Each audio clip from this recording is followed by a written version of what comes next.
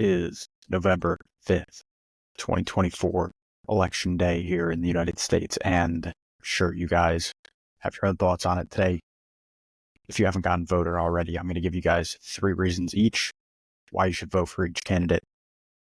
It's all going to be up to you guys. Make your own decisions, and then we're going to banter a little bit about just the election in general, how I'm feeling, maybe talk about who I'm thinking about pulling the lever for, and we'll wrap it up by looking out, seeing what's coming next. I can't wait to get off this election stuff and talk a little bit deeper to, well, stuff I want to talk to you guys about. So without any further ado, nothing else holding us up. 2024 presidential election. Here we go. All right.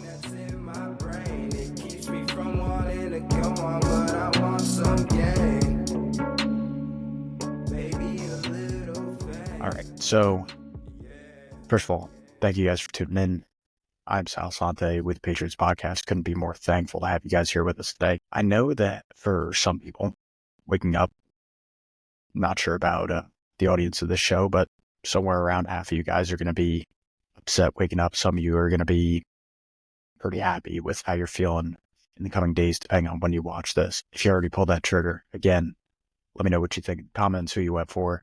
If you haven't, I want to see how you guys feel about this. So I think I will do the pro-Trump side first, why Trump is to be voted for. And then we'll do Harris. We'll talk a little bit about the election. So you're Trump.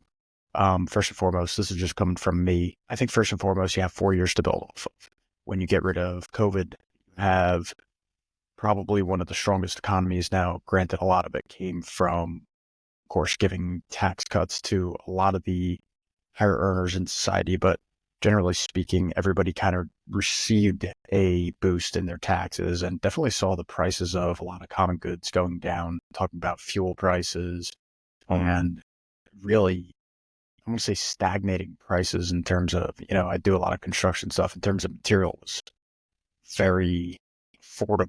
That goes a long ways when you talk about construction, new deals, new loans being able to be acquired with low interest rates, right? So you go back to the 4 years that we had and better than they are now when you're talking about economically speaking in most cases. It's pretty hard to argue otherwise.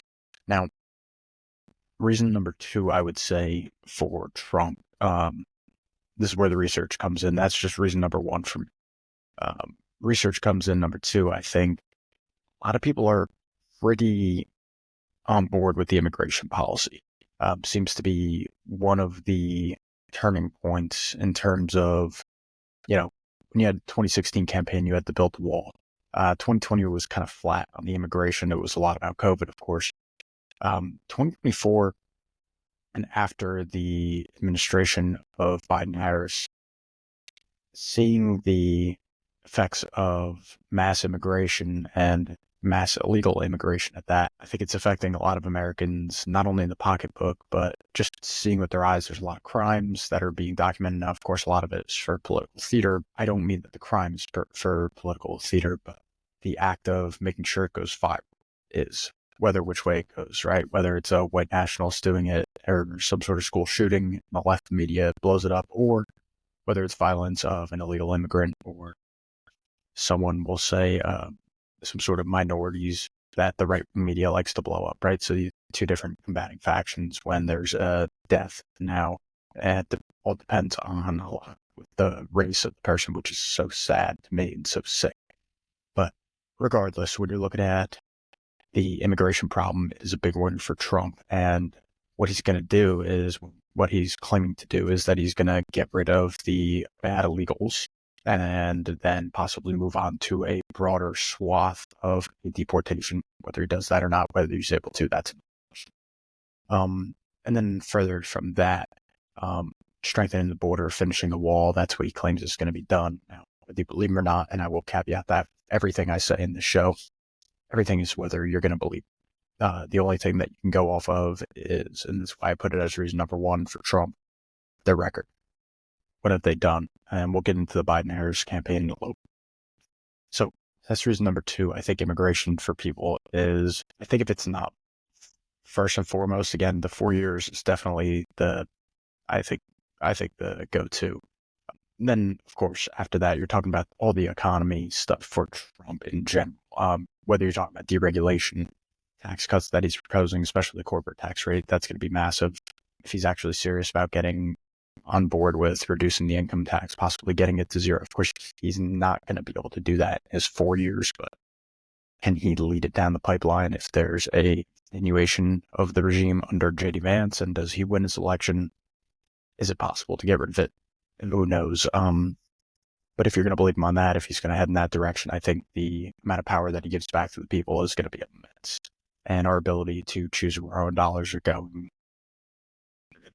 So when you talk about those terms, and again, you look back on the 4 years that he did reign, except for COVID, even after COVID, the recovery was pretty strong once it actually got past that, whatever it was, 3-4 months, they were in total lockdown. The economy was pretty strong. You look at the Biden-Harris campaign right now, or not campaign, the presidency of Biden-Harris. I'm hard-pressed to find any sort of person that's going to say that the economy is better right now. So let's move on. What is the Harris ticket and why you should vote for them? So if you're to believe her, as long as you don't make more than $400,000 per year, you're not going to see an increase in taxes.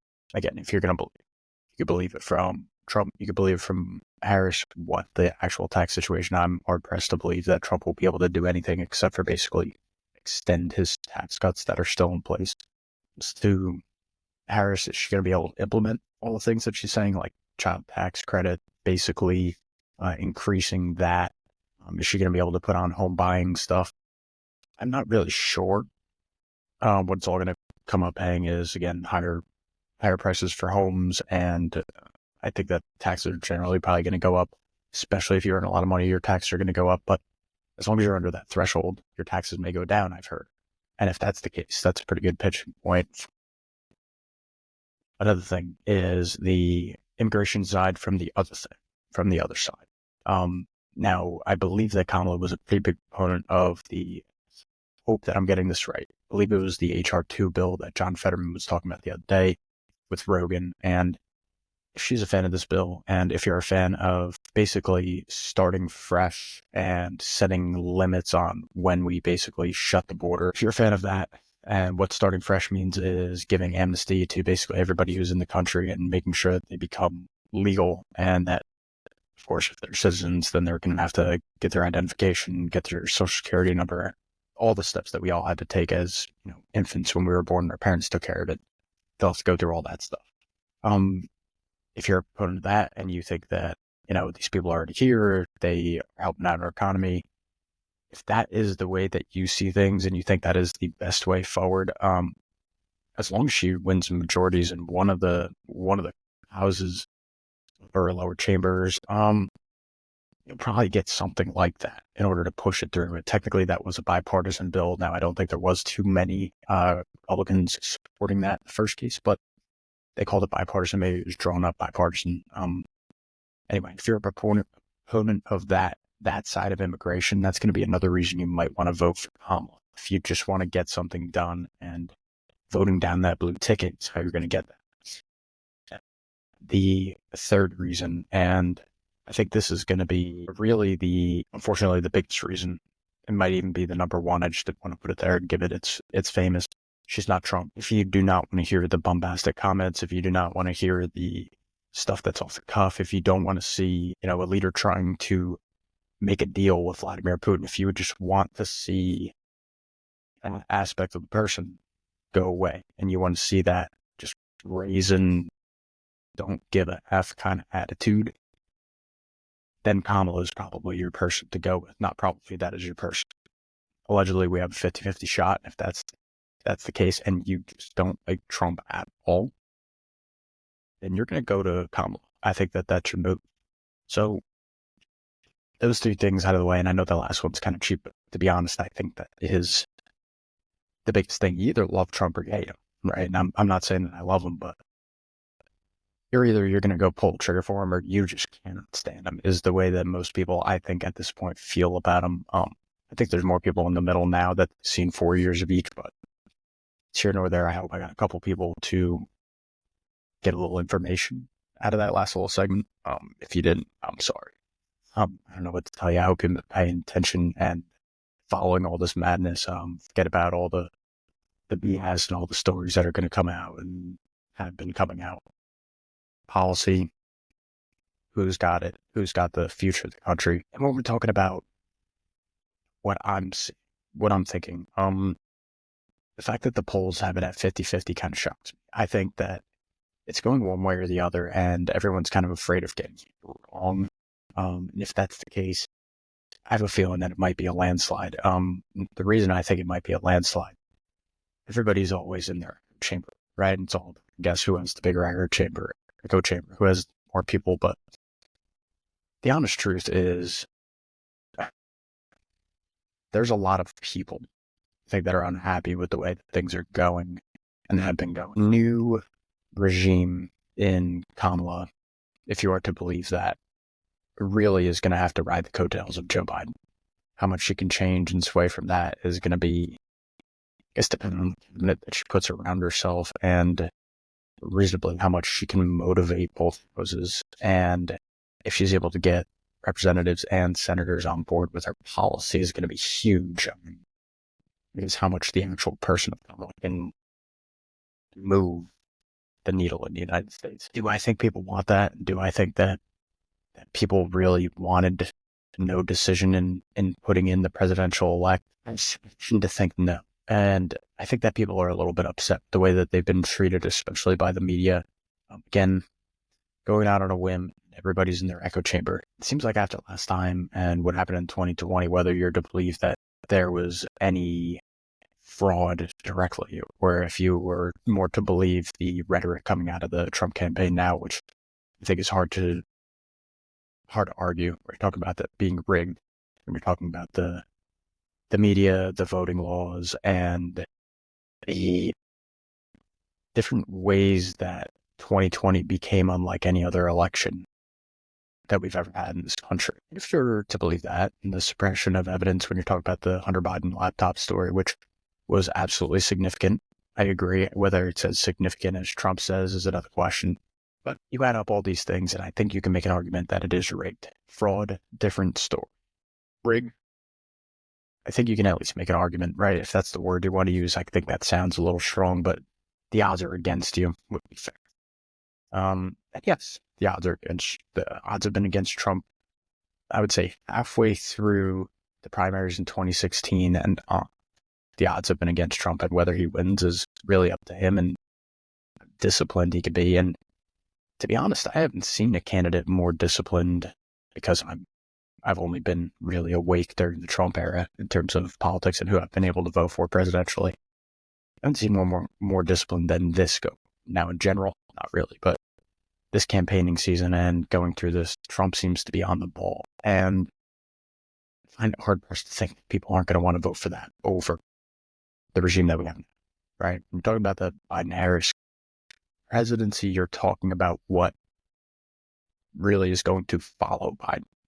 And if you're really going to think that the establishment, which inserted this person in Kamala, they put the person of Kamala in when they realized that Joe was no longer fit to beat Donald Trump. If you think they're not going to control her once she gets in, then I guess keep voting for that. But I think if you're like most people, I think we're going to head in a different direction. I think that tide is going to go Trump. And as much as I've been reluctant to, and I've been trying so hard to nitpick on Trump and his actions and his behavior over the past couple of years here, as it comes down to the wire here, RFK not being an option, he's been inducted into the Trump swath.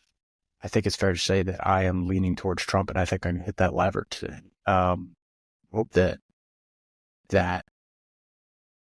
doesn't really sway you. I hope you've made your decision well before. Maybe you made the decision based on some of the other shows that we've had and the buildup of information that we've put up on this show now. It's been really just about since 2020 that we started this show and really made it a thing, Andrew and I, and it's all come back full circle to me. I went very anti-Trump for a while, and I think that it's very important that Kamala Harris is not the next president of the United States. I look back on making those 3 different examples of why you might vote for Kamala Harris. And, I didn't get to really talk about it in that segment, but she was floating, and many people in her orbit, we'll call it right now, people going around her rallies are excited about the possible legislation that she wants to push against price caps. And what it really is price control. What it comes down to. I believe that if some of these economic policies that have been floated by her campaign get put in, some of the ones by Trump are interesting and at least have historical backing. He's talking about no income tax and going solely off tariffs or other statewide things. When you're talking about price control, when you're talking about rent control, right? And I'm not saying that necessarily she endorsed that, because I'm not sure if she did, but in terms of affecting housing costs, in terms of, I know she wants to build, there was like some to the magnitude of millions of low cost housing, which is tough in of itself. But adding that $25,000 down payment, if she really does that for first time home buyers, and basically just mark it up $25,000, I can't think of a stupider way, to be honest, to just artificially inflate the prices of houses. And it's just a damn fucking shame, in my opinion, that people are not honest about the people. When I say people, I mean the people of the media, people that are, their words really mean something. They're not really being honest about how, if Kamala got her way, if she was able to implement the policy that really goes on in her head and circles around her head every single day, how broken the country might just be.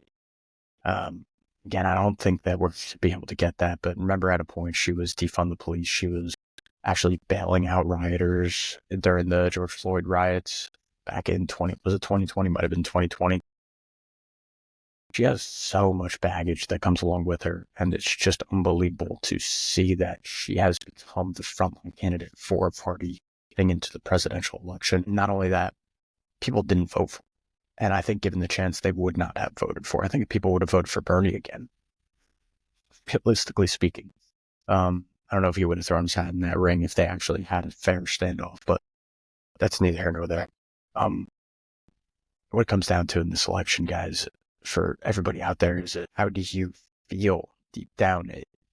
If you feel that gut punch and you really are anti-Trump and you mean it, and you've searched and you've really tried to come to grips with the fact that, all right, put everything aside, can I vote for him? And no, and it comes down to the policy, then don't do it. Go vote for Kamala. But I do warn you, if your only way of voting is to vote against Trump and you have no meaning, you have no why, you have no, Kamala's really going to kick ass with this policy, right? If you're looking at it, and one thing that really was hard for me to take out of the top three, but I just didn't want to make it a headliner again, abortion. Like if you're a one issue voter, like you can't stand Trump, you need your abortion, right? Here's the honest truth. If anybody's going to be honest with you, Kamala can't affect abortion, right? Unless there was going to be, probably had to be 2 conservative judges to drop out and they'd have to be replaced by Kamala. Other than that one scenario, I don't believe that Kamala would be able to actually effectuate anything. And even then, there would need to be a case brought up. They'd have to retry Roe, essentially. And the only way to get that is if they're going to pack the court, which I really don't think that you politically can get away with nowadays. Maybe they'll prove us wrong, but I don't think they'll be able to do that. And the only other way is by, you're not going to get an executive order because it would be against the Constitution at this point, or against the ruling on Roe. You have to get a retry of Roe with a new court. Again, that's really the only way. You'd have to have 2 conservative judges step out. They would, you're basically forcing, if you're the Republicans and you view the court, which of course political now, you're going to try to have those justices stay in until at least 4 more years. And if Kamala wins another 4 after that you forget about pushing. It's the only way that abortion is affected. And it's, go back, and I know I'm kind of like bobbing and weaving all over the place here, but if you're a one issue voter, if the only reason that you're voting in this election is to go with Trump, just that maybe you think about the actual policy that might be instituted in each candidate, and maybe do you actually align with Trump a little bit more than Kamala, or vice versa? And if that's the case, I'd rather you vote on that instant than I hate Trump, or I know that Kamala is going to support my abortion, because the fact of the matter at this point is Roe has been taken away as a federal statute and has now been it's a decision that's been thrust onto the states. Not that they weren't prepared for it, but it's an issue that's now in the state's hand. And if you actually have an issue with abortion, bring it with your state legislature, not the federal, because the federal government doesn't have anything to do. And I don't think the federal government wants anything to do with reproductive rights, as you're going to call it, but abortion. They don't want to deal with abortion. You're talking about something that is, to be completely honest with you, should not be being argued as our number one issue on TVs every other day for the world to see, because it is really that common of an issue, especially on the left. And making it state's issue should bring this to a simmering level and not heated levels.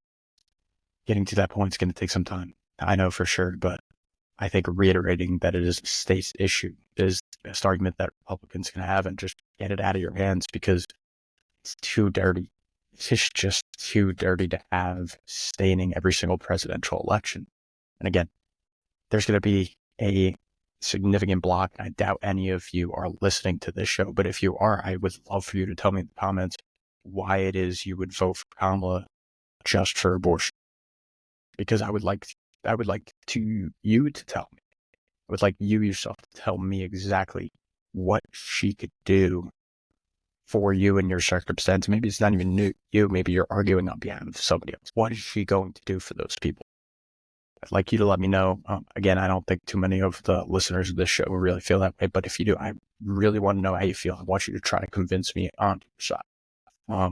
I really don't have too much more on this election. They're saying this might be a long wait. Again, I don't know if it's a landslide either way. If Kamala's in Trump's ass, I think he's going to concede, and vice versa. I think if Trump is just mauling her, I think that it's going to be conceded. Remember, there have been a couple of contested elections. You go back to actually before I myself was cognizant, was alive, but I was not pretty aware in the Gore and Bush election. You go back to that point, it actually hung on. I think they called, Mom was making fun of it today, the hanging chads. And if you look back to then, you had a decision that took days, maybe even weeks to decide. It may be that, it may not be. Don't make it all about the election. It's not going to kill you either way. Are things going to possibly be harder in certain circumstances if you are going through certain things? Yes, undeniably so, for both sides, right? And you can make an argument for both. If you are someone that is just about to cross the border and Trump gets in, maybe your circumstance in trying to get into the United States just became a little bit harder. You aren't going to be able to jump that hurdle. And on the other side, if you are a business owner, and maybe not even just a business owner, but a pretty wealthy business owner, and Kamala Harris gets in, you are going to be in for a rough time, especially when you talk about business taxes and corporate taxes. If she actually does propose to raise them, I believe what's going to be the equivalent of it, about 10%. Going to be dire straits for somebody. But listen, on the whole, we're going to get all the way through it. We are America. We are the land of the USA, land of the free, home of the brave. I love you all. All gonna be all right. I wish I were the fucking say. I wanna be something, not nothing. Trapped inside my dream and I'm running away from these demons. But the feeling's so good, I'ma keep dreaming.